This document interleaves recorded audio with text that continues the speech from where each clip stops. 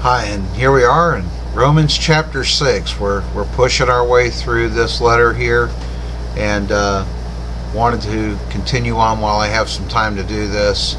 But we're really going to get into some meat here, so we're going to definitely slow down a little bit through Romans.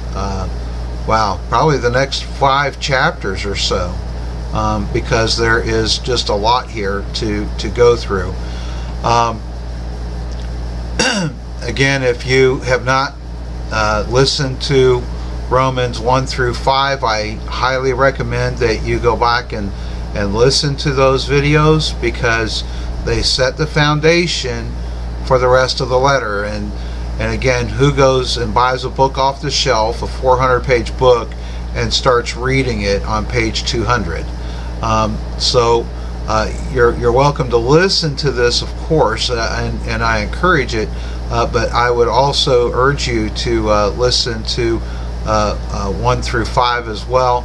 And if you can't find those and you need them, if you send me a private message, I'll be happy to get those to you if you're interested. So here we go.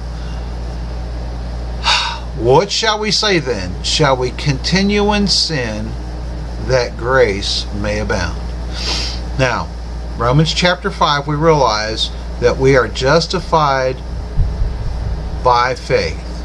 Paul says, therefore, being justified by faith, we have peace with God through Jesus Christ. First of all, let me say this whole license to sin thing is just nonsense. There's nothing scriptural that even talks about that. We don't need a license to sin. We sin without it.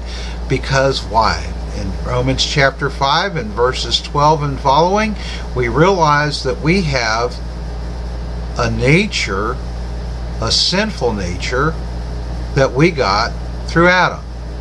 And so we are going to sin because that's our nature. When we put our faith and trust in Christ, and I'm kind of getting ahead here, but there's no way really around this, because it's actually Romans 7. We put our faith and trust in Christ, we're given a new nature. Therefore, if any man be in Christ, he is a new creature. Old things are passed away. Behold, all things are become new. 2 Corinthians 5:17. And so, the thing is Paul is probably speaking to pagan or heathen Gentile believers who have come out of paganism and idolatry and all kinds of stuff, and put their faith in Christ, and boom, they're justified right away, immediately upon belief, because otherwise it would be by works. If they continue in their idol worship, if they continue in their pagan practices, even though they've put their faith in Christ, they're still saved. They are just known as carnal Christians, and we see that in the letter to the church at Corinth. But Paul's going to say something here. He's going to say, listen, do we continue in sin that grace may abound? Now, here's something interesting about this word sin. It is a noun, not a verb. I can't figure that out. I don't understand it, because to me, if we're continuing in something, it would be a verb. It should be a verb, right? It's something. It's an act that we perform. It's something we do. A noun describes person, place, thing, thought, or idea. And so, what is this sin? What is this sin describing? And I have to believe it's our very nature. It's that sin nature that we carry around. But Paul says, listen, what shall we say then? Do we continue sinning so that grace may abound? God forbid. God forbid. This is really interesting language here. The word forbid essentially means let the idea not even be thought or spoken. Don't even allow that thought to come into your head that, okay, because I'm justified by faith, it's okay for me to continue in sin. And so here's where this is. It's do we sin? Absolutely. And those who are sinless perfection, you sin because you're a liar. And you make God a liar, according to John, 1 John 1.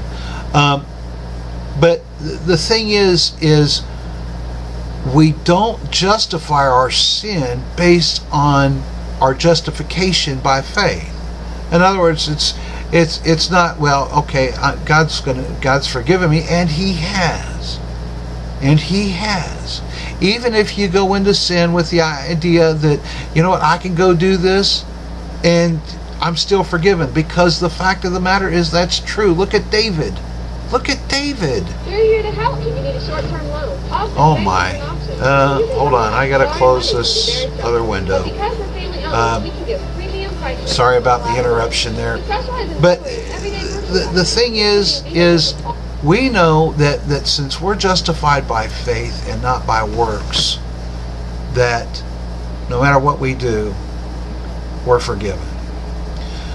God forbid, let's not even think about that kind of an idea.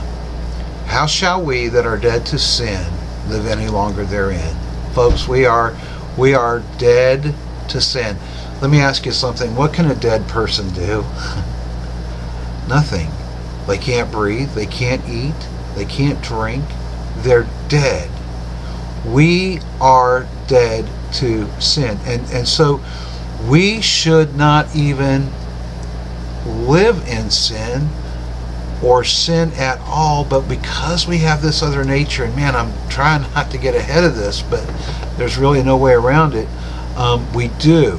Verse 3, know ye not that so many of us, as we're baptized into Jesus Christ, were baptized into His death, therefore we are buried with Him by baptism into death, that like as Christ was raised up from the dead by the glory of the Father, even so we also should walk in newness of life.